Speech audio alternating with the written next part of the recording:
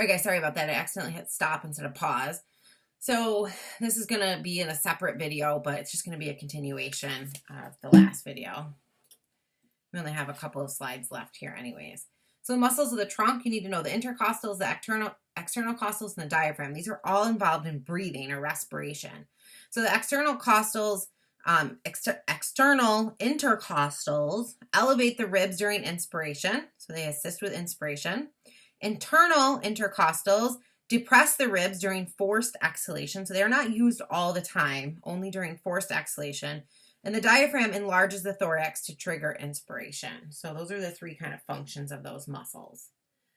The diaphragm is kind of sits up here. It looks like almost like an umbrella. The muscles that form the abdominal wall, I want you to know the rectus abdominis. So it's the largest kind of muscle there that runs all the way down the middle. It drives its strength from alternating layers of muscles, and the muscle fibers in each of the three layers run in different directions. So that's why we get six packs or whatever. When people really exercise these muscles, you can really see them through the skin.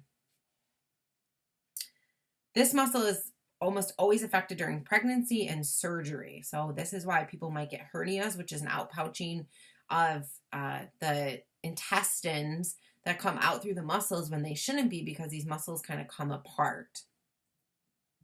Muscles of the shoulder and the upper arm, the one I really want you to know is the deltoid, because we're going to give intramuscular injections there. Okay, it abducts, flexes, and rotates the arm, involved in swinging the arm, also helps us to raise our arm. So a lot of movements of the arm come from that muscle there. The trapezius on the back there on the neck plays a big role in raising and lowering the shoulders and helps to stabilize the scapula during arm movements. These here are the rotator cuff, which help to hold the shoulder in place, but you don't need to memorize all of those. Muscles that move the forearms, we have the biceps and the triceps. So they help to move the forearm up and down. You also need to know the brachialis. That's the primary mover when flexing the forearm. The biceps assist the brachialis, so they're the synergist. And then the triceps are the primary mover when extending the arm. So you can see how those play different roles in extending and flexing the arm.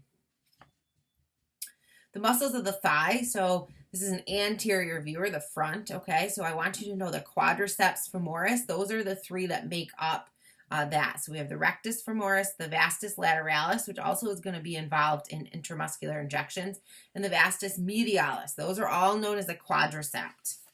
So they're going to play a huge role in moving the leg. It's really the most powerful muscle in the body, and it's the primary mover for knee extension. So it plays a huge role in movement and us walking. Muscles of the hip and thigh, the ones I want you to know are the gluteus medius and the gluteus maximus. The gluteus medius abducts and rotates the thigh outward. The gluteus maximus is the bulkiest muscle in the body. It produces the backswing of the leg when walking and provides most of the power for climbing stairs. Get some burn when you're climbing stairs. You might get some burn there. Muscles that act on the foot. So there's just two here. One is the calf. So the gastrocnemius, that's the most superficial muscle. Kind of creates that bulging calf muscle. And then the calcaneus, or the Achilles tendon, really isn't a bone, but it's a tendon. It's the strongest tendon in the body, but it's vulnerable to sudden stress, such as sprinting, and is a frequent site of athletic injury. So that's why I wanted you to be aware of that tendon there.